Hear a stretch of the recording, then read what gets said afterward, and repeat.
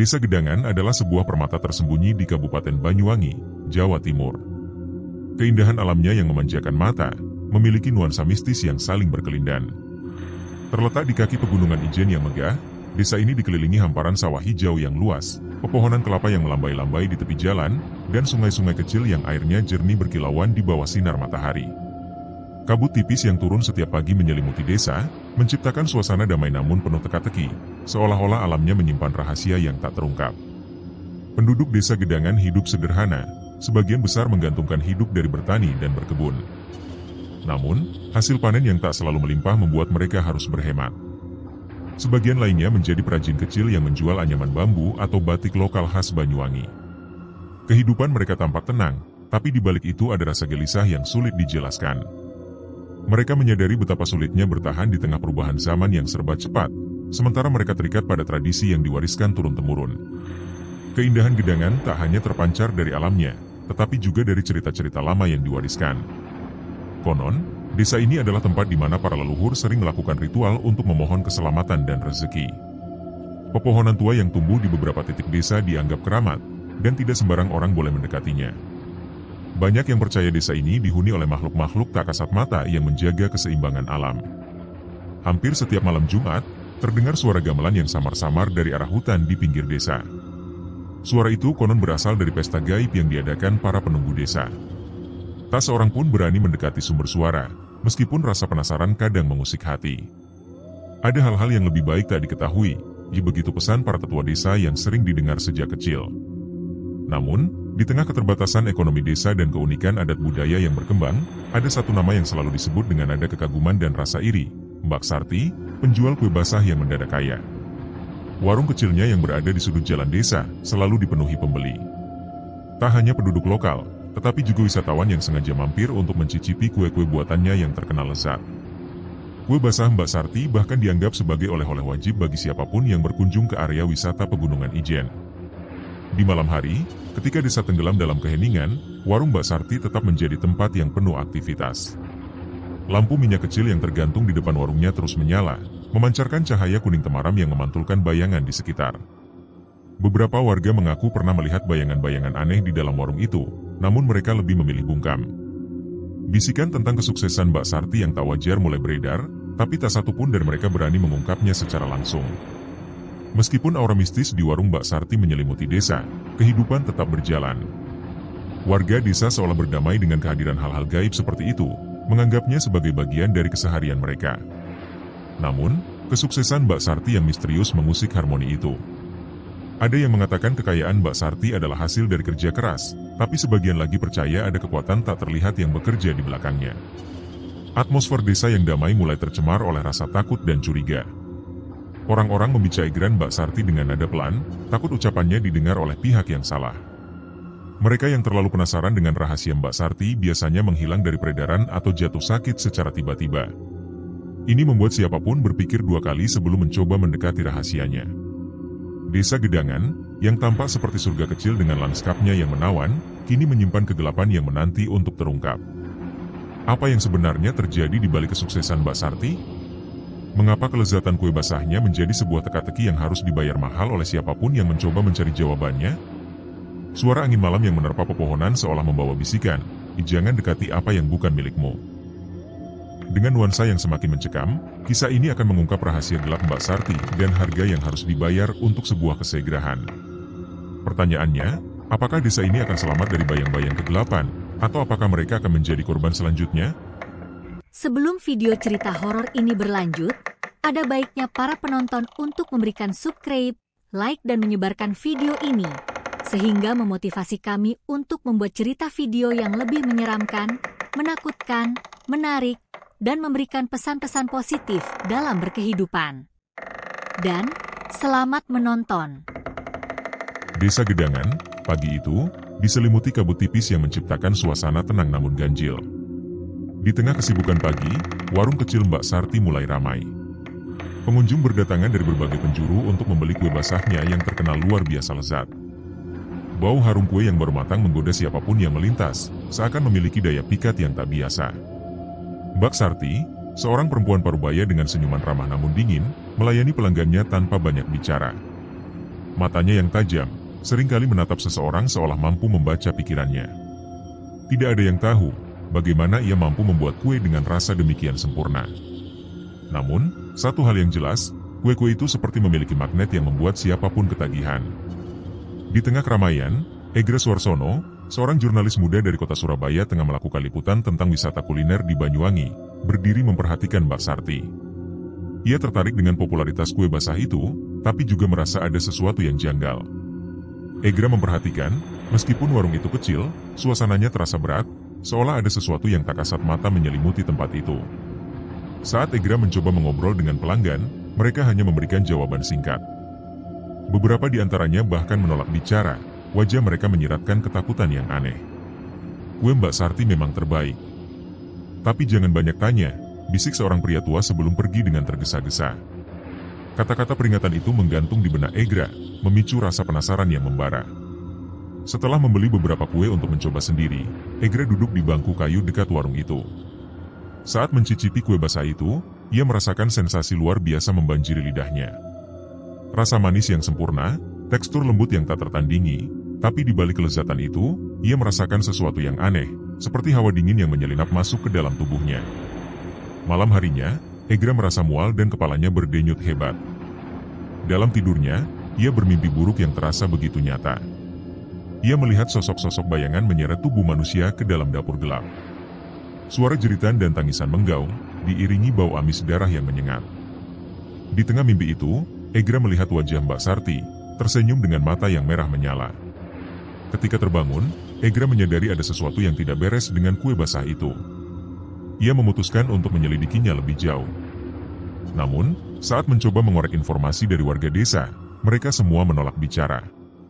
Beberapa bahkan mengusirnya dengan kasar, seolah takut adanya rahasia besar yang terbongkar. Salah satu warga, seorang nenek tua bernama Mbah Darmi, akhirnya memberanikan diri untuk bicara. Dalam bisikan yang nyaris tak terdengar, ia berkata, kamu harus pergi dari sini nak. Kue itu bukan hanya kue. Itu hasil dari perjanjian dengan makhluk gaib. Banyak nyawa telah diambil, dan kalau kamu terlalu dekat, kamu akan jadi korban berikutnya. Meski merasa ngeri, Egra tidak mundur. Sebagai jurnalis, ia merasa bertanggung jawab untuk mengungkap kebenaran. Karena itu, ia memutuskan mengamati warung Mbak Sarti pada malam hari. Dalam gelapnya malam yang diselimuti kabut, ia melihat sesuatu yang membuat bulu kuduknya berdiri. Dari celah jendela dapur Mbak Sarti, ia melihat bayangan samar makhluk tinggi besar dengan mata merah menyala. Makhluk itu sedang mengaduk adonan kue, sementara Mbak Sarti berdiri di sudut, melantunkan mantra dengan suara yang serak dan mengerikan. Ketika Egra mencoba merekam kejadian itu dengan ponselnya, tiba-tiba layar ponsel menjadi hitam. Angin dingin menerpa wajahnya, dan ia mendengar suara berbisik di telinganya. Pergilah, atau kau akan bernasib sama. Sesaat setelah mendengar bisikan itu, Egra berlari ketakutan, tapi rasa penasaran tetap menguasai dirinya. Keesokan harinya, Egra kembali ke warung Mbak Sarti, mencoba berbicara langsung dengannya. Namun, Mbak Sarti hanya tersenyum dingin dan berkata, ada hal-hal di dunia ini yang lebih baik tidak kamu ketahui. Kalau terlalu penasaran, kamu akan menyesal.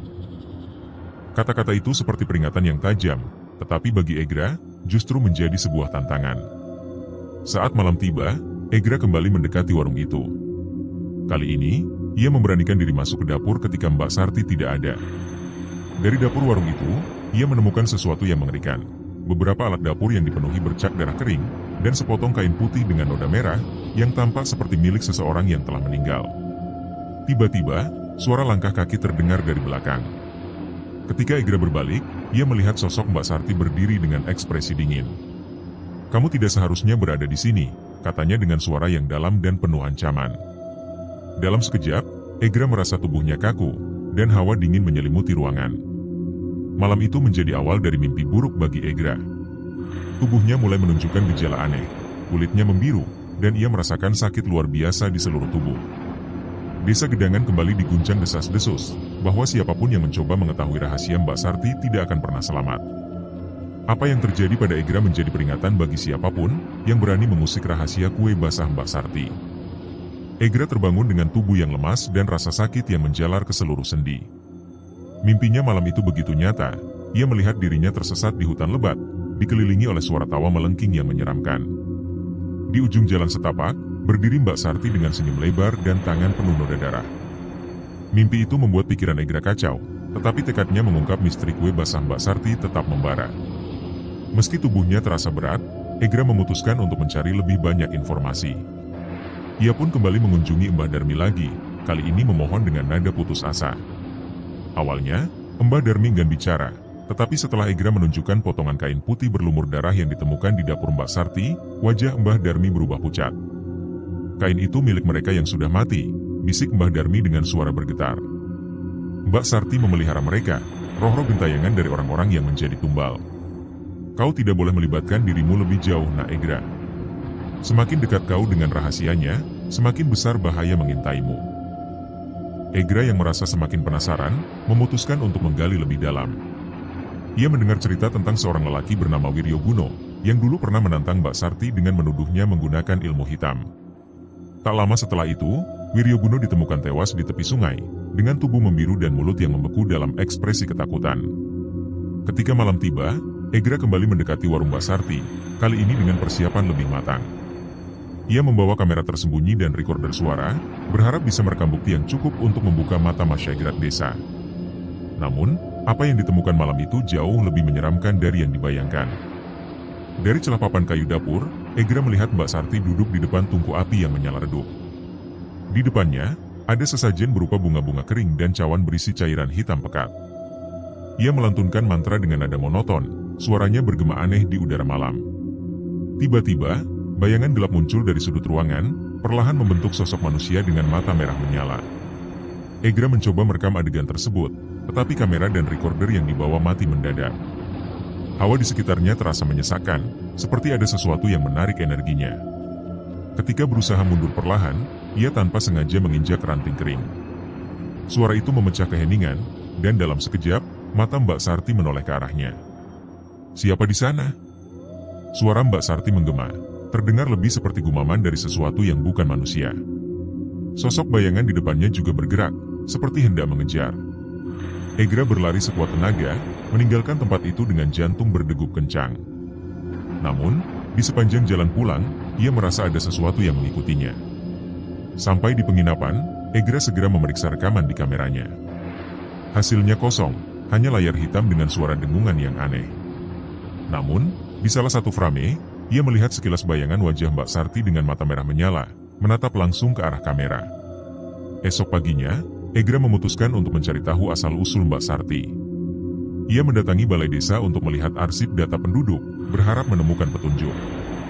Di luar dugaan, Egra menemukan sebuah artikel lama yang menyebutkan nama Sarti sebagai salah satu dari beberapa orang yang pernah melakukan ritual penglarisan di sebuah tempat keramat bernama Sendang Kunir. Sementara informasi yang didapat dari beberapa warga desa, menjelaskan jika Sendang Kunir adalah sebuah kolam tua yang tersembunyi di tengah hutan gedangan. Konon, tempat itu merupakan pusat dari energi gelap desa, di mana para leluhur dulu melakukan ritual untuk memanggil kekuatan gaib. Dengan tekad buat, Egra memutuskan mengunjungi sendang tersebut, meski Mbah Darmi sudah memperingatkannya untuk tidak mendekat. Perjalanan menuju Sendang Kunir dipenuhi tanda-tanda aneh. Suara burung hantu yang memekik, bayangan hitam yang melintas di antara pepohonan, dan suara langkah kaki yang mengikutinya dari kejauhan.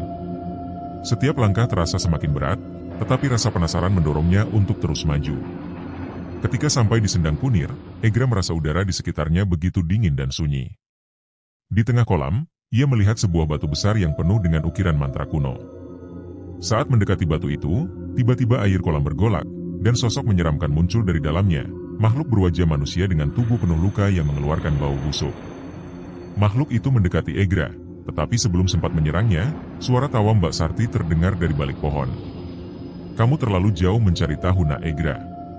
Sekarang, waktumu sudah habis," katanya dengan nada dingin. Makhluk itu melompat ke arah Egra, tetapi ia berhasil menghindar dan lari meninggalkan tempat itu dengan tubuh gemetar. Malam itu, Egra kembali dihantui mimpi buruk. Dalam mimpinya, ia melihat dirinya terikat di atas altar, dikelilingi sosok-sosok hitam dengan mata merah menyala. Di tengah mereka, Mbak Sarti berdiri dengan ekspresi puas. Ketika terbangun, tubuhnya mulai menunjukkan gejala yang sama seperti korban lainnya, kulitnya memucat, dan rasa sakit yang mengerikan menyerang setiap inci tubuhnya. Egra mulai menyadari jika dirinya telah melangkah terlalu jauh, dan kini hidupnya berada di ujung tanduk. Egra duduk di depan cermin, melihat bayangan wajahnya yang tampak semakin tirus dengan mata yang cekung. Tubuhnya terasa semakin berat, dan bayangan Mbak Sarti dalam mimpinya terus menghantui pikirannya.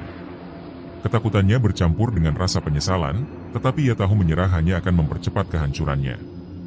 Desas-desus tentang kondisi Egra mulai menyebar di seluruh desa. Warga mulai menjauhinya, menganggapnya sudah terkena kutukan Mbak Sarti. Hanya Mbah Darmi yang berani mendekat, membawakan ramuan herbal dan doa untuk menenangkan jiwanya. Namun, setiap malam, suara-suara aneh terus mengisi kamarnya, bisikan halus yang memanggil namanya dan tawa serak yang terdengar seperti ejekan. Malam itu, Egra mendengar ketukan di pintu kamarnya. Ketika membukanya, ternyata tidak ada siapa-siapa. Namun, di lantai teras, ia menemukan setangkai bunga kantil yang masih segar, menebarkan aroma mistis.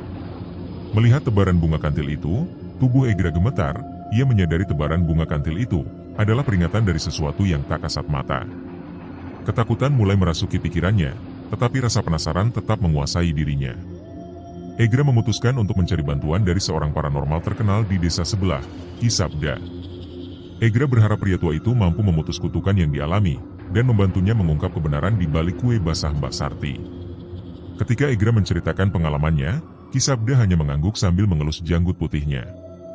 Kau telah melanggar batas yang tidak seharusnya dilanggar, katanya. Roh-roh yang terperangkap oleh Sarti tidak akan melepaskanmu begitu saja. Mereka adalah penjaga rahasianya, dan mereka haus akan jiwa manusia. Ki Sabda melakukan ritual kecil untuk membuka mata batin Egra. Dalam proses itu, Egra mengalami penglihatan mengerikan. Ia melihat dirinya dikelilingi bayangan samar yang tampak seperti manusia, tetapi dengan wajah yang hancur dan tubuh membusuk. Bayangan itu berbisik, menuntut kebebasan mereka dari kendali Mbak Sarti. Mereka tidak hanya menjadi tumbal, tetapi juga terikat pada ritual penglarisan yang dilakukan Sarti, ujar Ki Sabda. Selama ritual itu terus dilakukan, roh-roh ini akan tetap menjadi alatnya. Jika kau ingin selamat, kau harus menghentikan ritual itu. Egra yang kini diliputi rasa bersalah, memutuskan kembali ke warung Mbak Sarti pada malam berikutnya. Ia ingin mencari bukti lebih kuat sekaligus cara untuk memutuskan kutukan yang dialami. Namun, Ki Sabda memperingatkan, semakin dekat dengan sumber kutukan, membuatnya semakin besar risiko kehilangan nyawa. Di warung itu, suasana terasa berbeda dari biasanya. Hawa dingin menyelimuti tempat itu, meski tidak ada angin malam. Egra melihat bayangan Mbak Sarti dari jendela dapur, duduk di meja dengan pandangan tampak kosong. Namun, suara aneh dari ruangan belakang menarik perhatiannya. Dengan hati-hati, Egra masuk ke dalam. Di ruang belakang, ia menemukan sebuah altar kecil yang dipenuhi benda-benda aneh, seperti boneka jerami, kain kafan, dan botol-botol berisi cairan hitam. Bau busuk menusuk hidungnya, membuatnya hampir muntah. Tetapi yang paling mengerikan adalah sosok di sudut ruangan, sebuah pocong yang tampak seperti hidup, berdiri diam dengan mata terbuka lebar. Pocong itu tiba-tiba bergerak, memutar kepala ke arah Egra. Tanpa berpikir panjang, Egra berlari keluar dengan jantung berdegup kencang. Namun, saat ia melangkah keluar, Mbak Sarti sudah berdiri di depan pintu dengan senyum dingin. Kau tidak bisa lari dari mereka, Egra, katanya dengan suara yang menyerupai bisikan banyak orang sekaligus. Malam itu, Egra kembali ke penginapan dengan tubuh gemetar. Ia merasa ada sesuatu yang mengikutinya, bayangan hitam yang muncul di sudut-sudut matanya. Saat mencoba tidur, suara langkah kaki terdengar dari luar jendela. Namun, saat diintip, ia hanya melihat bayangan pocong yang samar. Pagi harinya, Egra merasa tubuhnya semakin melemah. Ia mendapati luka-luka kecil yang muncul di kulitnya, seolah-olah digores sesuatu yang tidak kasat mata. Saat kembali menemui Ki Sabda, pria tua itu mengatakan waktu Egra semakin sedikit. Kau harus menghancurkan altar itu sebelum mereka menghancurkanmu, tegasnya. Dengan sisa-sisa keberaniannya, Egra kembali ke warung Mbak Sarti. Kali ini, ia membawa air suci dan mantra perlindungan dari Ki Sabda. Ketika mencapai altar ritual, suasana di sekitarnya terasa seperti berubah, terlihat bayangan-bayangan bergerak di dinding, dan suara tawa mengerikan memenuhi ruangan. Saat Egra mulai menuangkan air suci ke altar, Mbak Sarti muncul dengan ekspresi penuh amarah. Berhenti! Teriaknya, tetapi Egra tidak peduli. Ia terus melanjutkan, meskipun tubuhnya terasa berat seperti dihimpit sesuatu. Saat altar itu hancur, ruangan langsung dipenuhi jeritan roh-roh yang terperangkap. Namun, sesuatu yang jauh lebih besar dan menyeramkan kini telah dibangkitkan, membawa Egra ke dalam ancaman yang lebih besar. Malam di desa Gedangan terasa lebih mencekam setelah penghancuran altar di rumah Mbak Sarti. Egra yang berhasil kembali ke penginapan, merasa ada sesuatu yang berbeda. Udara di sekelilingnya begitu berat, seperti dihuni sesuatu tak kasat mata dengan penuh dendam. Saat Egra menutup pintu kamar, lampu mendadak padam. Dalam gelap, ia mendengar suara langkah kaki perlahan mendekat dari lorong. Dengan napas tercekat, ia mencoba menenangkan dirinya, tetapi suara itu semakin keras, seolah-olah sesuatu berdiri tepat di depan pintunya. Tiba-tiba, pintu kamar diketuk 3 kali. Egra mengumpulkan keberanian dan membuka pintu, tetapi tidak ada siapapun di luar. Hanya ada jejak tanah basah, membentuk jejak kaki yang menuju ke tempat tidurnya. Suara tawa pelan terdengar, mengiris udara malam, membuat bulu kuduknya meremang. Keesokan paginya, Egra mendapati tubuhnya penuh luka goresan seperti cakaran. Saat bercermin, bayangan di cermin memperlihatkan sosok lain di belakangnya, pocong dengan wajah rusak dan mata kosong. Ia berbalik cepat, tetapi ruangan kosong. Ketakutan mulai mengambil alih dirinya. Egra mencoba menghubungi Ki Sabda, tetapi pria tua itu tidak menjawab. Egra merasa semakin terisolasi, sementara kehadiran makhluk-makhluk itu semakin nyata. Ia mendengar bisikan di sudut-sudut kamar, melihat bayangan hitam yang bergerak cepat, dan merasakan hawa dingin yang menusuk tulang. Sementara itu, Mbak Sarti tampak lebih tenang dari sebelumnya. Warga desa yang masih membeli kue-kue basahnya tidak menyadari apa yang terjadi. Namun, seorang pelanggan, Rekso Sudirman, merasakan sesuatu yang ganjil saat memakan kue tersebut. Malam itu, ia bermimpi buruk tentang dirinya yang dikejar pocong dengan wajah penuh luka. Teror mulai meluas. Seorang warga lain, Maruti Rahayuwati, mendengar suara ketukan di jendela rumahnya setiap malam. Ketika jendela dibuka, ternyata tidak ada siapapun di luar, tetapi bau busuk menyengat langsung memenuhi ruangan. Ia jatuh sakit keesokan harinya, tubuhnya panas dingin dengan luka-luka aneh di kulitnya. Egra yang merasa dirinya menjadi sumber masalah, memutuskan menyelidiki lebih jauh. Ia kembali ke rumah Mbak Sarti dengan hati-hati. Namun, kali ini suasana di rumah itu jauh lebih menyeramkan. Hawa dingin dan bau busuk yang menusuk membuat langkahnya berat, seolah-olah ada yang menahan dirinya. Di dalam rumah, Egra mendengar suara gemerincing seperti rantai yang diseret. Ketika mendekati ruang belakang, ia melihat sesosok pocong mengenakan rantai di lehernya. Pocong itu berdiri diam, tetapi tiba-tiba bergerak cepat ke arah Egra dengan tangan yang terulur, seperti ingin mencekiknya. Egra lari terbirit-birit keluar rumah, tetapi bayangan pocong itu terus mengikutinya. Di jalan desa yang sepi, ia terjatuh dan hampir kehilangan kesadaran. Sebelum pingsan, ia melihat Mbak Sarti berdiri di kejauhan dengan senyum dingin, dengan tangan menunjuk ke arahnya. Ketika Egra terbangun, ia mendapati dirinya di rumah Mbah Darmi.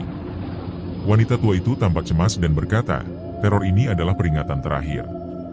Roh-roh itu tidak akan berhenti sampai kau benar-benar hilang," katanya. "Mereka adalah penjaga rahasia Mbak Sarti yang sekarang marah, karena kau telah merusak keseimbangan." Di malam berikutnya, teror semakin intens. Egra merasa kamar penginapannya penuh dengan bayangan hitam. Pocong-pocong itu kini lebih nyata, dengan mata yang bersinar merah dan mulut terus bergerak seolah mengucapkan sesuatu. Namun, suara mereka hanyalah bisikan yang membuat telinga Egra sakit. Di saat yang sama, Mbak Sarti merasa ritualnya mulai kehilangan kendali. Roh-roh yang selama ini ia perbudak mulai melawan, menuntut kebebasan yang telah dirampas selama bertahun-tahun. Namun, ia tetap mencoba mengendalikan mereka, menggunakan mantra-mantra kuat untuk menjaga rahasianya tetap aman. Teror mencapai puncaknya saat Egra menemukan surat misterius di depan pintu penginapannya. Surat itu berisi ancaman dari roh-roh tersebut, menuntut Egra meninggalkan desa atau menerima nasib yang lebih buruk. Surat itu ditulis dengan darah, sehingga membuat Egra semakin tertekan. Egra menyadari, ia harus bertindak cepat. Dengan bantuan Mbah Darmi dan keberanian terakhir yang tersisa, ia memutuskan menghadapi Mbak Sarti langsung. Namun, ia tahu keputusan ini akan membawa dirinya ke dalam kegelapan yang lebih dalam, dan menghadapi teror yang jauh lebih mengerikan. Dalam kegelapan malam yang pekat, Egra berdiri di depan rumah Mbah Darmi. Angin dingin menerpa wajahnya, membawa bau anyir yang menusuk. "Jika kau benar-benar ingin melawan Mbak Sarti, kau harus tahu, ini bukan hanya tentang dia," kata Mbah Darmi sambil mengangkat mangkuk berisi air kembang dan membacakan mantra pelan. "Dia telah membuat perjanjian dengan kekuatan yang lebih besar," lanjutnya. "Roh-roh itu hanya sebagian kecil dari apa yang sebenarnya mengintai. Egra merasa darahnya membeku. Ia tahu dirinya sudah terjebak terlalu dalam, tetapi tidak ada jalan keluar. Mbah Darmi mengajak Egra ke sebuah gua tua di pinggir desa, tempat yang menurutnya menjadi awal dari semua kekuatan gelap yang menguasai Mbak Sarti. Dalam gua itu, hawa dingin semakin menusuk, dan bayangan di dinding seolah bergerak sendiri. Di tengah gua, mereka menemukan sebuah altar batu dengan lilin-lilin yang masih menyala, meskipun tak ada tanda-tanda orang lain di sana. Di atas altar, terdapat boneka jerami yang terikat tali merah, dan di sekelilingnya terdapat simbol-simbol yang diukir dengan darah. Ini tempat Mbak Sarti mengikat perjanjian dengan mereka, ujar Mbah Darmi sambil berbisik. Namun, untuk melawan kekuatan ini, kau harus membuat pilihan yang sulit. Ia mengeluarkan sebuah botol kecil berisi cairan hitam pekat. Cairan ini adalah jalan untuk masuk ke dunia mereka, kata Mbah Darmi. Tapi kau harus tahu, sekali kau masuk, tidak ada jaminan kau bisa kembali. Egra terdiam sejenak, lalu mengambil botol itu dengan tangan gemetar. Malam itu, Egra meminum cairan tersebut di bawah bimbingan Mbah Darmi. Dunia di sekelilingnya tiba-tiba berubah. Udara terasa berat, dan suara bisikan terdengar dari segala arah. Ia melihat bayangan-bayangan samar yang terus bergerak, menatapnya dengan mata kosong. Dalam penglihatannya, Egra dibawa ke sebuah tempat gelap, tempat pocong-pocong itu berkumpul. Di tengah mereka, sosok tinggi berjubah hitam berdiri, memancarkan aura kegelapan yang menyesakkan. Kau telah melanggar batas, suara sosok itu bergema, dan menebarkan aura ancaman. Egra mencoba berbicara, tetapi suaranya tertelan kegelapan. Sosok berjubah itu mengulurkan tangan, Egra merasakan tubuhnya ditarik ke arah altar besar. Di atas altar itu, ia melihat bayangan Mbak Sarti sedang melakukan ritual dengan mata tertutup, tangannya menggenggam pisau tajam. Tiba-tiba, sosok berjubah itu berbicara lagi. Jika kau ingin menghentikannya, kau harus membayar harga. Sebuah perjanjian harus dibuat. Egra merasakan dingin menusuk tulang, saat sosok berjubah hitam itu mendekatkan tangannya ke dada Egra. Aku tidak punya pilihan, kata Egra akhirnya. Ia merasakan luka di dadanya terbuka, dan sesuatu yang gelap masuk ke tubuhnya. Dalam sekejap, ia merasakan kekuatan aneh, tetapi juga rasa sakit yang luar biasa. Egra terbangun dari transnya, kembali ke dunia nyata. Namun, matanya kini dipenuhi lingkaran hitam, ia merasakan sesuatu dalam dirinya telah berubah. Mbah Darmi menatapnya dengan prihatin. Kau telah membuat perjanjian, dan itu akan menuntut lebih dari sekadar nyawamu, katanya. Dengan kekuatan baru yang mengalir di tubuhnya, Egra memutuskan menghadapi Mbak Sarti.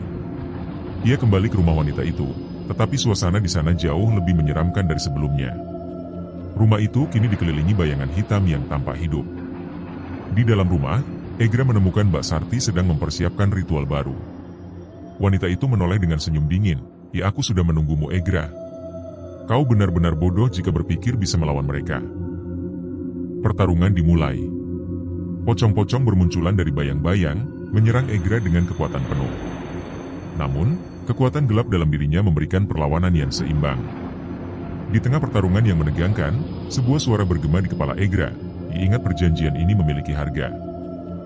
Ia menyadari setiap langkah mendekatkannya ke kemenangan, juga mendekatkan pada kehancuran dirinya. Rumah Mbak Sarti berubah menjadi medan perang yang menyeramkan. Dinding-dindingnya retak dan darah hitam menetes dari langit-langit. Egra berdiri di tengah ruangan, dikelilingi pocong-pocong dengan mata merah menyala, yang mendekatinya perlahan. Di sudut ruangan, Mbak Sarti tertawa dingin, tangannya mengacungkan pisau dengan ukiran simbol-simbol mistis. Kau pikir bisa mengalahkan aku, Egra? Sesumbar Mbak Sarti dengan suara yang menggema. Kau hanya seorang manusia yang meminjam kekuatan yang tak kau pahami. Suaranya memanggil lebih banyak roh, memenuhi rumah dengan kehadiran yang mencekik. Egra menggenggam medali yang diberikan Mbah Darmi. Medali itu berkilau redup, melindunginya dari serangan langsung, tetapi setiap detik yang berlalu membuat tubuhnya terasa lebih lemah. Pocong-pocong itu mulai menyerang, melayang dengan kecepatan luar biasa, mencakar dan mencoba menembus pertahanannya. Dalam salah satu serangan, sebuah pocong berhasil mencakar lengan Egra, meninggalkan luka menganga yang berdenyut dan mengeluarkan darah hitam. Egra menahan teriakannya, mencoba melawan rasa sakit sambil berusaha mencari celah untuk melawan. Di tengah pertarungan, bayangan besar muncul di belakang Mbak Sarti. Sosok berjubah hitam dari penglihatan Egra kini hadir, memandangnya dengan mata kosong yang penuh kebencian. Perjanjianmu tidak cukup, suara itu bergema, menambah rasa teror yang melumpuhkan. Mbak Sarti tampak terkejut melihat kehadiran sosok tersebut. "Kau tidak boleh ada di sini," katanya dengan nada panik. Sosok berjubah itu mendekat, suaranya semakin keras, "Kau telah melampaui batas Sarti. Perjanjian ini tidak hanya mengikat mereka, tetapi juga kau." Egra memanfaatkan kebingungan itu untuk menyerang altar kecil di pojok ruangan, tempat Mbak Sarti menyimpan boneka jerami yang menjadi pusat kekuatannya. Dengan sekuat tenaga, Egra meraih boneka jerami itu dan menariknya kuat-kuat sampai rusak berhamburan jeraminya. Serangan Egra yang tak terduga itu membuat ruangan berguncang seperti dihantam gempa. Teriakan Mbak Sarti memenuhi ruangan. Tidak, kau tidak tahu apa yang telah kau lakukan," katanya sambil berusaha menyelamatkan sisa-sisa boneka jerami tersebut. Namun, dampak penghancuran itu jauh lebih besar dari yang Egra bayangkan. Pocong-pocong yang sebelumnya tunduk pada Mbak Sarti, kini mulai berbalik melawan. Mata mereka yang merah menyala berubah menjadi hitam pekat, memancarkan kebencian yang lebih kuat. Mereka bergerak dengan cara lebih brutal, menyerang Mbak Sarti tanpa ampun. "Kalian tidak bisa melawan aku yang menciptakan kalian," teriak Mbak Sarti. Tetapi pocong-pocong itu tidak lagi mendengar perintahnya. Mereka meluapkan amarahnya yang terpendam selama bertahun-tahun, kini dilepaskan tanpa kendali. Egra, yang nyaris tidak mampu berdiri, menyaksikan pemandangan itu dengan ngeri. Mbak Sarti dikepung pocong-pocong yang mencabik-cabik tubuhnya, sementara sosok berjubah hitam berdiri diam, mengawasi dengan dingin. Dalam sekejap, pocong-pocong itu menyeret Mbak Sarti ke sudut gelap ruangan. Jeritannya menggema, tetapi tidak ada yang bisa menyelamatkannya. Hawa di ruangan itu menjadi semakin dingin, dan aroma busuk memenuhi udara, membuat Egra hampir muntah. Sosok berjubah hitam mendekati Egra. "Kau telah membuka jalan mereka," katanya. "Tapi ingat, perjanjianmu belum selesai. Sekarang kau adalah bagian dari semua ini." Sosok itu menyentuh dada Egra, membuat tubuhnya terasa seperti terbakar dari dalam. Egra jatuh tersungkur, napasnya tersengal-sengal.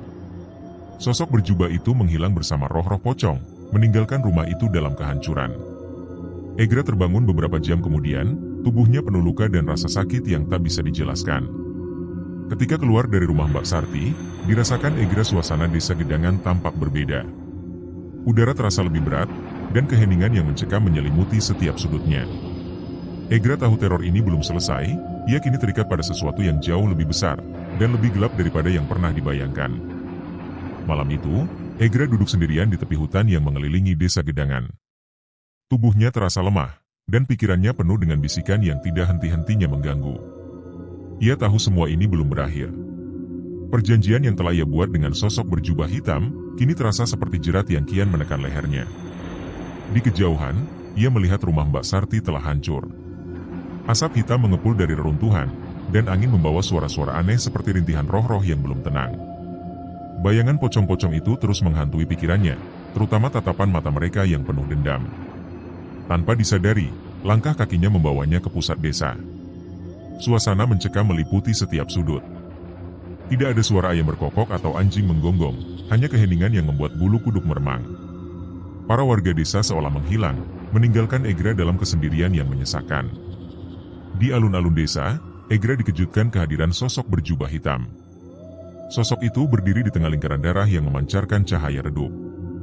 "Kau telah mengganggu keseimbangan," kata sosok itu dengan suara yang menggema. "Dan kini, kau harus membayar." Sebelum Egra sempat menjawab, sosok berjubah itu mengangkat tangannya. Dari kegelapan, pocong-pocong muncul, lebih banyak dari sebelumnya. Wajah mereka kini hancur, dengan mata yang kosong dan memancarkan kebencian. Mereka bergerak seperti ombak, perlahan tetapi pasti, mendekati Egra. "Aku hanya ingin menghentikan Mbak Sarti," teriak Egra, suaranya pecah oleh ketakutan. Sosok berjubah itu tertawa kecil, "Kau memang menghentikannya, tapi kau juga melepaskan sesuatu yang lebih buruk.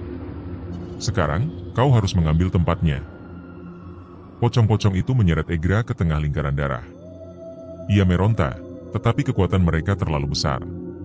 Tangan-tangan dingin dan kaku itu mencengkeram tubuhnya, menahannya di atas altar batu yang muncul dari tanah. Sosok berjubah itu mendekat, mengeluarkan pisau dengan bilah hitam yang berkilauan.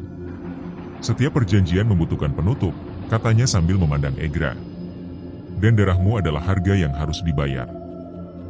Saat pisau itu mendekati dada Egra, roh-roh dari desa mulai bermunculan. Mereka adalah arwah para korban Mbak Sarti, dengan tubuh yang setengah hancur dan mata yang memancarkan penderitaan. Mereka mengelilingi altar, mengawasi dengan diam dan penuh amarah.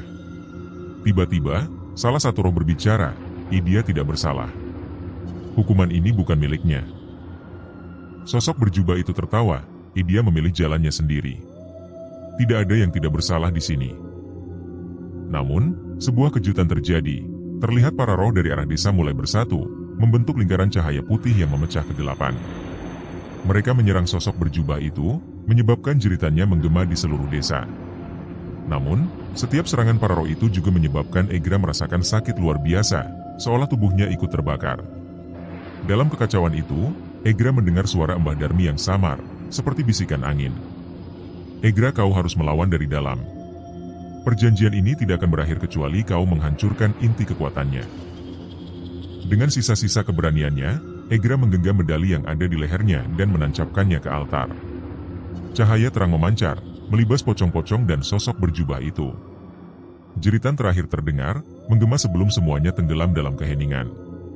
Ketika cahaya mereda, Egra mendapati dirinya sendirian di alun-alun desa. Tubuhnya penuh luka, tetapi ia masih hidup. Namun, bayangan sosok berjubah itu masih ada di pikirannya, mengingatkan jika perjanjian di antara mereka tidak sepenuhnya berakhir. Desa Gedangan kembali seperti semula, tetapi Egra tahu ia telah meninggalkan bagian dari dirinya di sana.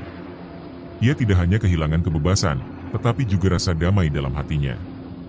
Hukuman yang paling menyakitkan bagi Egra bukanlah kematian, melainkan hidup dengan kesadaran ia akan selalu dihantui kegelapan yang pernah dihadapi.